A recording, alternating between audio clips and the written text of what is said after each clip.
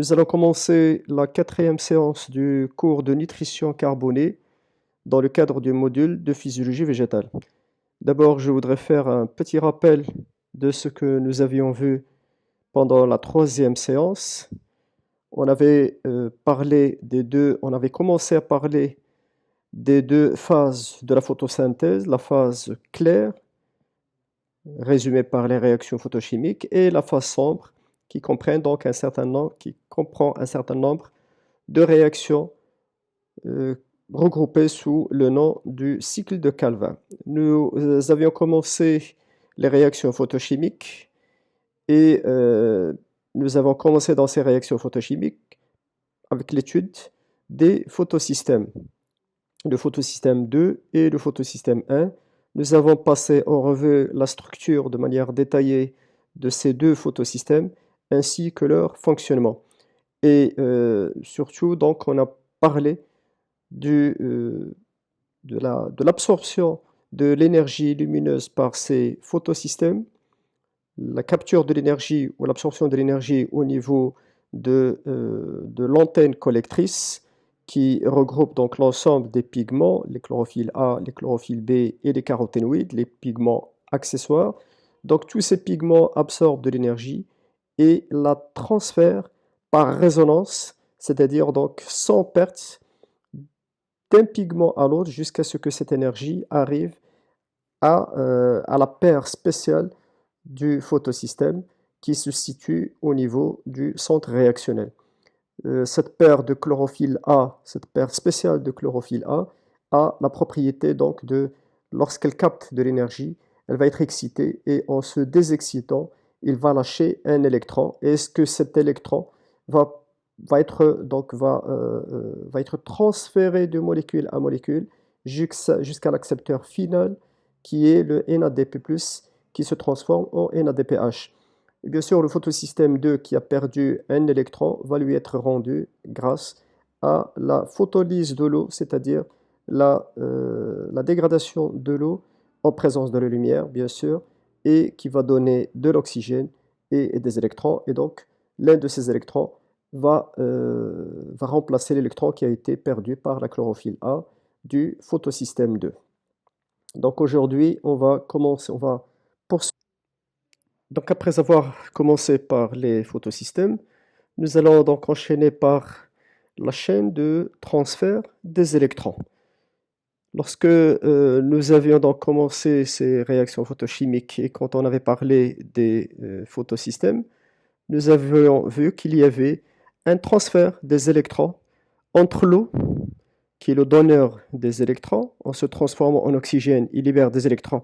Et ces électrons sont pris par la, la chlorophylle A P680 du photosystème 2, qui a perdu un électron et qui a été transféré. Et donc, ce transfert d'électrons entre l'eau et le NADP+, qui se trouve à l'extrémité, donc qui se trouve comme accepteur d'électrons final, et comme on va le voir, c'est un intermédiaire de la photosynthèse.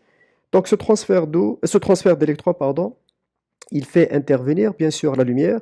C'est la lumière qui a permis à la chlorophylle A P680 du photosystème de libérer un électron et donc de commencer cette chaîne de transfert d'électrons. Bien sûr, il fait intervenir les deux photosystèmes, photosystème 1 et le photosystème 2 avec leur chlorophylle P680 et P700 qui perdent donc leurs électrons lorsqu'ils sont excités. Bien sûr, donc ces électrons, ils sont transportés grâce à un ensemble de molécules qui se trouvent soit dans les photosystèmes, soit au niveau de la membrane des thylakoïdes et qui fonctionnent comme molécules de transport d'électrons. Donc ce transfert ou ce transport d'électrons qui se fait depuis l'eau jusqu'au NAD+, c'est un transfert acyclique, c'est-à-dire un transfert non cyclique. Donc à côté de ce transfert d'électrons acyclique qui se fait entre l'eau et le NAD+, donc, qui est l'accepteur final, et qui fait intervenir donc les deux photosystèmes 1 et 2, nous avons également un transfert d'électrons qui est cyclique, mais dans ce cas-là, il ne fait intervenir que le photosystème 1, et comme on va le voir, c'est un transfert qui ne synthétise pas ou qui ne produit pas de NADPH. En même temps que ces transferts d'électrons cycliques et acycliques, nous aurons donc une synthèse d'ATP qui est couplée à ces deux types de transferts, et comme on va le voir donc, dans cette quatrième séance du cours. On va commencer par le transfert acyclique des électrons, ou ce qu'on appelle également le schéma en Z. Avant de parler de ce transfert acyclique, on va parler de la loi qui régit ce transfert, qui régit tout transfert d'électrons d'un système à un autre. Et c'est ce qu'on appelle la loi thermodynamique, qui régit le transfert d'électrons et qui dit que le transfert d'électrons ne se fait que dans le sens croissant de potentiel redox. Alors tout simplement, qu'est-ce que le potentiel redox? On l'appelle également le potentiel d'oxydoréduction. C'est une grandeur, c'est une mesure, c'est une grandeur thermodynamique qui quantifie ou qui mesure ce qu'on appelle le pouvoir oxydant ou réducteur d'un système redox. Alors qu'est-ce qu'un système redox? C'est tout simplement un ensemble de deux molécules, et je prends l'exemple de l'eau et de l'oxygène. Pourquoi c'est un système redox? Parce que l'eau, donc, en se transformant en oxygène, il libère des électrons, donc c'est une perte d'électrons et donc c'est une oxydation. L'oxygène, lorsqu'il va prendre des électrons et des protons, il se transforme en eau, donc c'est un gain d'électrons, c'est une réduction. Et donc nous avons l'oxygène, H2O oxygène, c'est un système redox, c'est-à-dire c'est un système dans lequel, donc à travers lequel se font deux réactions, une réaction d'oxydation, une réaction de réduction. Et donc, l'eau, en donnant des électrons pour se transformer en oxygène, ces électrons vont être captés par une autre molécule, donc l'eau va réduire une autre molécule, donc il va avoir un pouvoir réducteur. L'oxygène, quand il va recevoir deux électrons pour se transformer, deux électrons et deux protons pour se transformer en eau, il va prendre des électrons et ces protons, il va les prendre à partir d'une autre molécule, et donc il va permettre l'oxydation d'une autre molécule, et donc il a un pouvoir oxydant. Donc plus un système redox est oxydant, c'est-à-dire plus il est capable de capter des électrons pour se réduire, et plus son potentiel redox est élevé. Donc un système qui est oxydant doit avoir un potentiel redox plus élevé. Au contraire, plus un système est réducteur, c'est-à-dire il a tendance à céder des électrons pour lui, il va s'oxyder, mais pour réduire une autre molécule. Donc plus un système est réducteur et plus son potentiel redox est bas.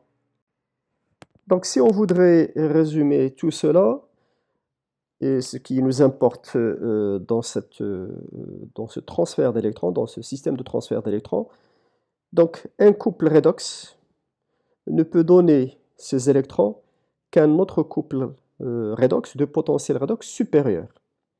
Donc un couple redox ne peut donner des électrons qu'un autre couple qui a un potentiel redox supérieur. Alors si on reprend notre transfert d'électrons dans les réactions photochimiques, on a vu qu'il y avait des électrons qui sont transférés depuis un couple redox qui est oxygène-O, ou O-oxygène, qui a un potentiel redox de 0,8 volts.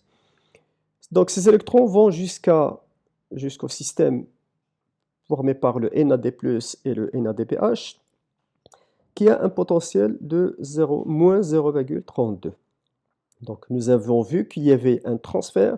Donc depuis l'eau, donc les électrons qui sont libérés par l'eau qui se transforment en oxygène, ces électrons donc, sont transportés à travers les deux photosystèmes 2 et 1, et à travers un certain nombre de molécules de transfert d'électrons qui se trouvent soit dans les photosystèmes, soit dans la membrane des thylakoïdes, et que ces électrons donc arrivent jusqu'à l'accepteur final qui est le NAD+, donc qui va prendre des protons et des électrons pour se transformer en NADPH.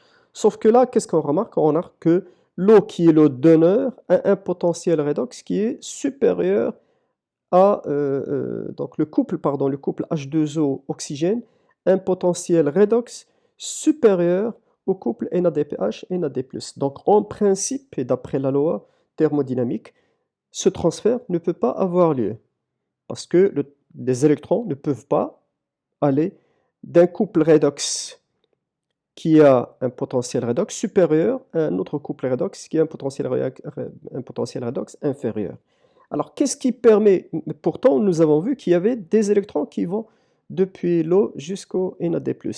Qu'est-ce qui a permis à ce transfert d'électrons d'être possible? C'est la présence de la lumière. Donc, c'est la lumière, c'est l'énergie donc, qui a été captée par les pigments. Donc, c'est cette énergie qui a permis donc, à l'eau de se transformer en oxygène et qui a permis à ces électrons d'aller dans un système de redox, un système redox qui a un potentiel redox inférieur. Et donc, voilà donc le schéma du transfert d'électrons depuis le donneur d'électrons qui est donc le couple redox H2O oxygène et donc l'accepteur final qui se trouve au bout de cette chaîne de transfert d'électrons, c'est le NAD+, qui va se transformer en NADPH. Donc si on regarde l'eau, bien sûr, nous avons ici, au niveau de l'axe des coordonnées, nous avons donc le potentiel redox. L'eau a un potentiel redox de 0,8, alors que le NADP+, a un potentiel redox de à peu près de moins 0,2. Et donc, les électrons ne peuvent pas aller depuis l'eau vers le NAD+, puisque donc la loi thermodynamique dit que le transfert d'électrons se fait toujours dans le sens des potentiels redox croissants. Alors, si nous regardons ce qui se passe entre l'eau et la molécule de P680, qui est donc la chlorophylle du centre réactionnel du photosystème 2. L'eau a un potentiel redox de 0,8. La chlorophylle, la P680, un potentiel de 1. Ici, l'électron peut, donc le transfert d'électrons peut se faire de manière spontanée. On n'a pas besoin d'énergie puisqu'on va d'un potentiel de 0,1 vers un potentiel de 1. Donc on va au niveau donc, des potentiels supérieurs. Par contre, la P680, sous cette forme, ne peut pas donner d'électrons à la phyophytine. Pourquoi? Parce que la P680 a un potentiel de 1 et la phyophytine a un potentiel de à peu près moins 0,4, donc un potentiel inférieur. C'est là où il va intervenir, va intervenir la lumière. Lorsque les pigments de l'antenne collectrice du photosystème 2 vont capter de l'énergie, cette énergie va être transférée par résonance jusqu'à la molécule de P680, la chlorophylle A du centre réactionnel. P680 va capter et va prendre cette énergie. Son potentiel redox bien sûr, il va être excité et le potentiel redox de la molécule de P680 excitée devient moins 0,6. Donc ici, le potentiel de P680 active ou excitée est moins 0,6. La phyophytine à peu près moins 0,4. Ça veut dire que l'électron, le P680, lorsqu'il va se désexciter et il va libérer un électron, cet électron peut aller facilement au niveau de la phyophytine puisqu'il il a un potentiel supérieur à celui de la P680 excitée. Et ainsi de suite, donc l'électron peut aller de la phyophytine vers les quinones, vers les plastoquinones, vers les cytochromes B6F, vers la plastocyanine, jusqu'à ce qu'il puisse arriver à la P700, c'est-à-dire la chlorophylle A du photosystème 1. Donc le transfert depuis la phyophytine jusqu'à P700 peut se faire de manière tout à fait spontanée puisque on va vers les potentiels redox supérieurs. Mais la P700 ne peut pas donner, sous la forme P700, ne peut pas donner d'électrons à la molécule A qui est l'accepteur primaire des électrons dans le photosystème 1. Pourquoi? Parce que P700 a un potentiel de 0,6 et la molécule A a un potentiel redox de moins 0,6, donc moins. Il est inférieur à celui de P700. Et c'est là aussi où va intervenir la lumière. La lumière qui va exciter la molécule de P700, il va l'exciter, donc il va devenir P700 excité.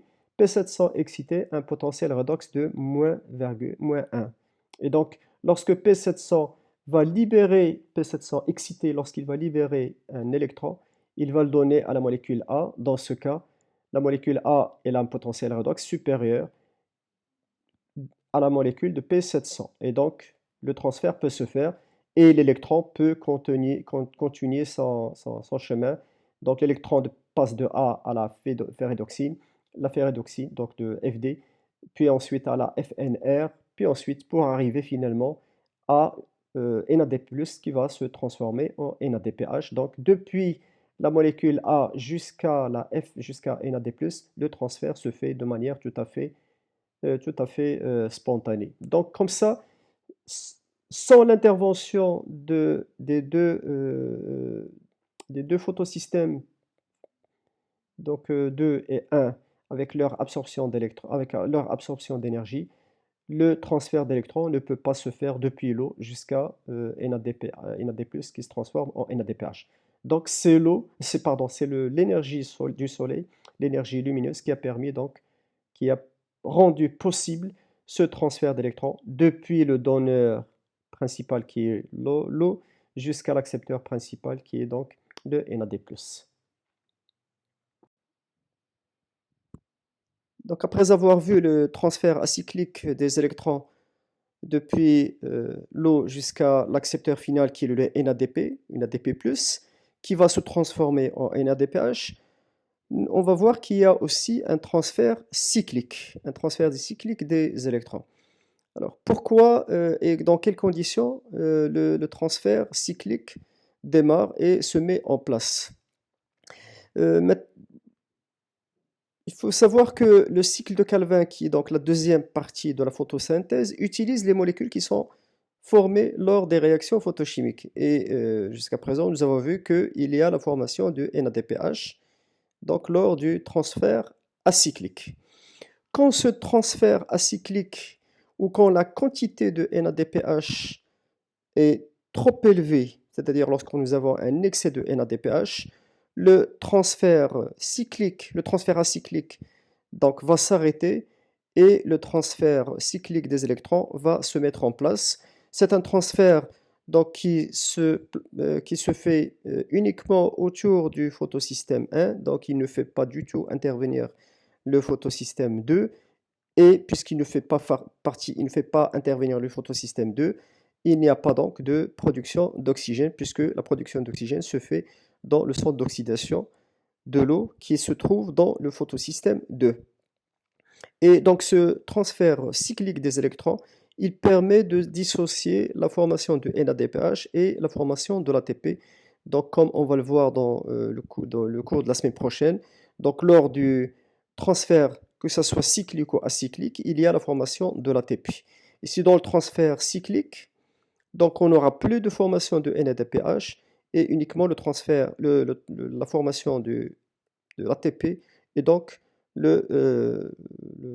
on aura donc dissocié la synthèse, on aura séparé la synthèse de NADPH et celle de l'ATP. Donc nous reprenons le schéma du transfert donc des électrons depuis l'eau jusqu'à NAD+. On avait dit que dans certaines conditions, surtout dans la condition où on a un excès de NADPH, donc la quantité de NADPH devient trop élevée, qu'est-ce qui se passe? C'est là où le transfert acyclique depuis l'eau jusqu'à NAD+, pour se transformer en ADPH, ce transfert va s'arrêter et on aura un transfert cyclique, c'est-à-dire donc un transfert qui va se faire dans une boucle. Alors c'est une boucle qui va, donc on va commencer par exemple par lorsque la P700 qui va être excitée et qui va être désexcitée, il va donner l'électron à la molécule A, qui est l'accepteur primaire du photosystème 1. La molécule A, va le donner à la molécule FD, et la molécule FD, au lieu de le donner à la molécule FNR, elle va le remettre à la molécule de PQ. La PQ, c'est une molécule, c'est un intermédiaire, donc c'est un transporteur d'électrons qui se trouve dans la membrane des thylakoïdes. La molécule PQ va le donner à la molécule cytochrome B6F, qui va le donner à la molécule PC, la plastocyanine, et qui va le rendre à la molécule P700, qui est donc la chlorophylle A du photosystème 1. La molécule de P700 ne peut pas donner l'électron à la molécule A. Pourquoi? Parce que P700 a un potentiel redox de 0,6 et la molécule A a un potentiel inférieur, moins 0,8. Donc le transfert ne peut pas se faire. Il se fait grâce à quoi? Il se fait grâce à la lumière. Donc lorsqu'il y a absorption de la lumière, la P700 va être excitée, son potentiel redox va devenir moins 1 et donc il va être inférieur à celui de la molécule A. Et donc lorsque la P700 excitée va se désexciter, elle va donner son électron à la molécule A qui va le donner à la molécule FD, ensuite à la molécule P, PQ, à la molécule cytochrome B6F, à la molécule PC, et il va revenir à la molécule P700. Ainsi de suite, donc, l'électron va circuler, va être transféré dans une boucle, donc depuis la P700 pour revenir à la P700. Et dans ce cas-là, qu'est-ce que nous avons? Nous n'avons plus de production de NADPH, puisque l'électron n'arrive plus à NAD+. Qu'est-ce que nous avons aussi? Nous n'avons plus de production d'oxygène, puisque le photosystème ne fonctionne plus. Et donc, le transfert acyclique, ou le transfert cyclique, pardon, se fait autour du photosystème 1 et il a pour conséquence la non-production de NADPH et la non-production de l'oxygène.